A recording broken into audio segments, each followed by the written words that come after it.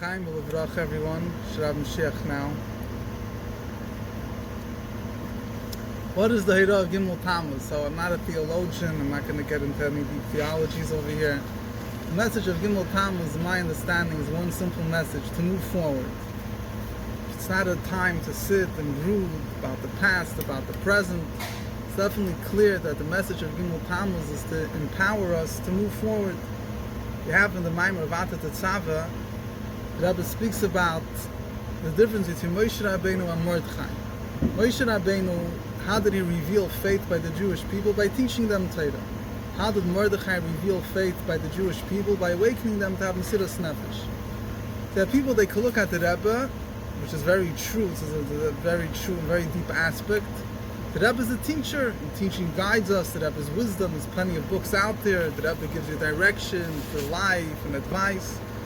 And then there's the idea, like Mordechai. Mordechai wasn't about teaching ideas. Mordechai was about empowering the Jewish people, bringing out a connection, a neshama connection.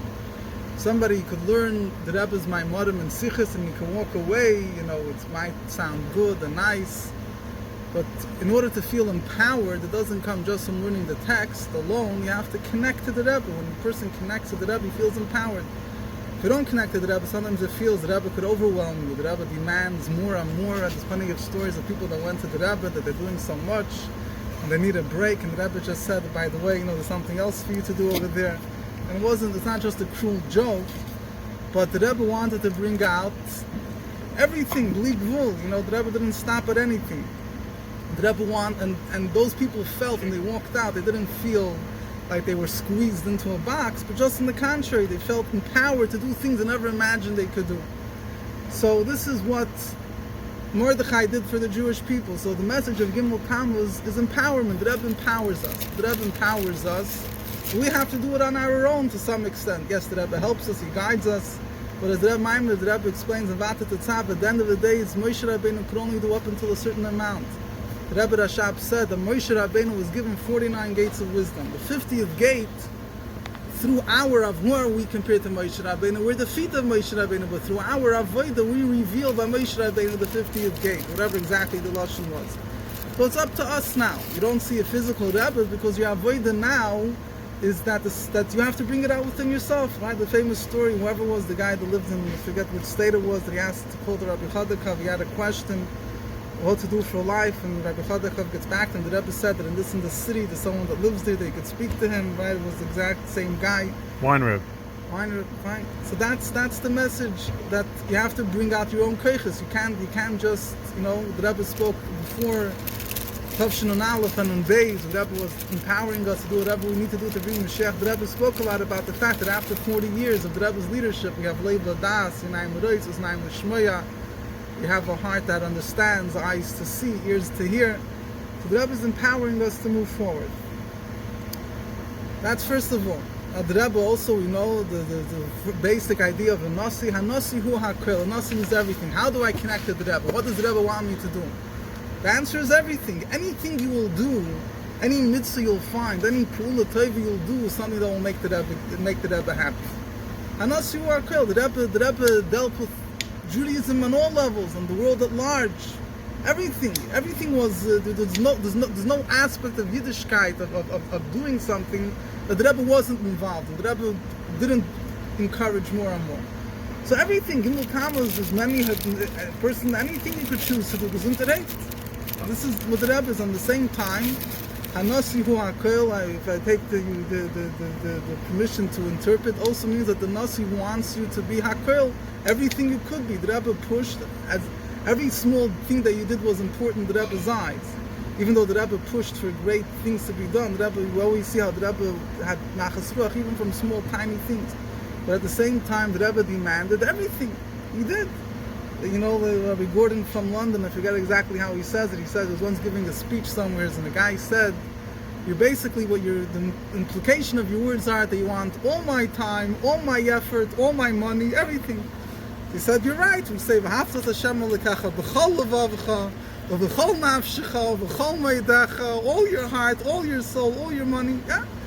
So to do that means it has to, people are ready, what did they say? The people are ready to commit up until their pocket, to give away everything. Obviously, it's a very deep connection. This is what the Rebbe is empowering us to bring out our most innermost koiches. And the Rebbe didn't stop by anything. What's the Rebbe's goal? The Rebbe's goal was to bring Mashiach. Which God will be Yisrael? We had different Gedolei Yisrael in previous generations that they wanted to bring Mashiach, but they did it more on their own. They tried to, whatever it was. I don't want to go through history, but you had, for example, the Munkacher during the First World War. He strongly believed that we should pray for Mashiach and everything, but the Rebbe wasn't that the Rebbe empowered us. The Rebbe says that he's giving us the mission to bring Mashiach. The Rebbe said, he needs our participation. The Rebbe can't bring Mashiach. Mashiach is not something that is meant to be superimposed on the world. If it's superimposed on the world, it's not the Mashiach we're looking for. Like that, the Rebbe could have superimposed Chassidus on the world. He didn't have to go through Peterborough. He didn't have to be arrested. But if he wouldn't have gone through the normal natural order, Chassidus will be superimposed on the world. Mashiach has to come from us. We have to want Mashiach. In order to want it, we have to learn about it. We have to think about it. It's not so easy. We have questions. The Frierdiker Rebbe describes in the letter, there's the guy that's sitting and davening and he's thinking about Einoid Movad. There's nothing besides Hashem, and he walks out and he bumps into a wall. And all of a sudden there's a big contradiction taking place in his head. I just was thinking for 3 hours that there's nothing besides Eibusher, and the wall is so real, it smashed my head. I thought that nothing will stand in my way. And obviously the person has to now dig deeper. That obviously it means that despite the fact that the wall taka smashed your head, but Einoid Mulvata, you know what I mean? So yes, we have to think and work and chew it over and digest it. But every Jew, at the end of the day, we're not happy. No one is happy with their life. And the Rebbe explains that why we're not happy is because deep down we want Mashiach. It's like the story of the Baal Shem Tov with the Jew that was drinking mashke because he felt unhappy. Or people, they turn today to drugs or to other things to take away their what are they really yearning for? Their soul wants Mashiach. Their soul wants to be connected to Eibusher. They don't know what it is, so they think they need some type of physical substance to quench their desire. Every Jew wants. We have to just direct it properly. If you learn about Mashiach, you understand it, and you chew it over and again and again. That's so the Rebbe the Rebbe wanted from us. We should give ourselves completely over, and we should do the ultimate. And at the same time, again, we shouldn't get discouraged, because every single detail, at certain times in life, the person goes through whatever, certain traumatic experiences, or certain very, jubilant experiences, the times that a person feels his nefesh much more. At those times, every single detail is important. Every single person that he meets, every single gesture that was made to him stands out. Even though there's a monumental thing he's going through, but small details, the more monumental the thing is, the more each detail is important. So that's the Nakuda. There's nothing that a Kedashim from today till tomorrow, but that's clear. That's what the message of Gimel Tammuz is, to empower us to move on. I like to say this word. You don't have to say it about Gimel Tammuz, say it about any time, but there was a certain media outlet, non-Jewish one, that once ran a program about Chaf Aleph Uder and Legends.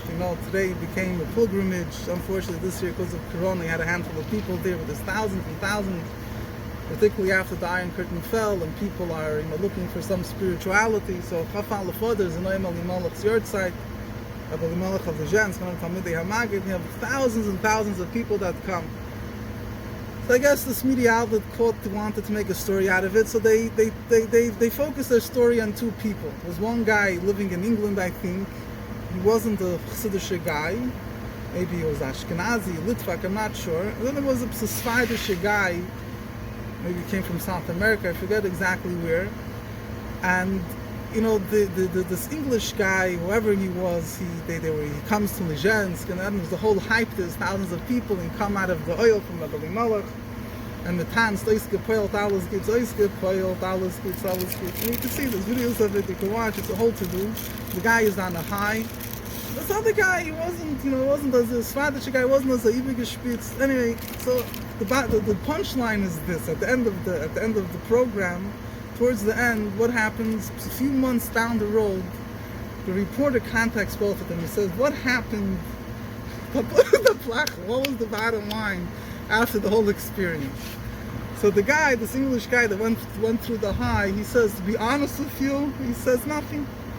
So nothing changed in my life. He says, but I need, once a year, I need that high. I need to forget about everything and to get into that high, gives him chayes and Yiddishkeit, whatever it is. The Svardish guy, he wasn't so übergespitzt. He said, I'll be honest, he said two things. He said one thing up is he asked the bracha for a shidduch for someone, a friend or mishpacha, and that person found a shidduch. And second of all, he started a Gemara shir with a few people. So in other words, Gimel Tammuz, if you think about it, I don't know, yes, it's a very, for a lot of us, it brings us into places that are confusing or painful, whatever it is. Gimel Tammuz is a day to move forward. You can get lost in all the hoo-ha. The bottom line is, like J.J. Hecht, Rabbi Shalom said, is a speech he gave at Shchedesh Kislev Toshin and Zayin 77, somewhere on the internet you could find it. He gave a very powerful speech. He said that by the Rebbe, he's saying the Rebbe wants action. You could write, all the excuses you have, they're all good, but the bottom line is the Rebbe wants, what did you do today to bring Mashiach at the end of the day? Is there a Kairach connection? Is there a Kairach connection to Gamos? There absolutely is, because what was Kairach against? Moshe Rabbeinu. So Kairach felt, what do we need a leader for? And everyone is holy. Kairach was a Democrat. There's no need for distinctions between people. Let's fight for the rights of the underdog. Everyone is holy. Moshe Rabbeinu.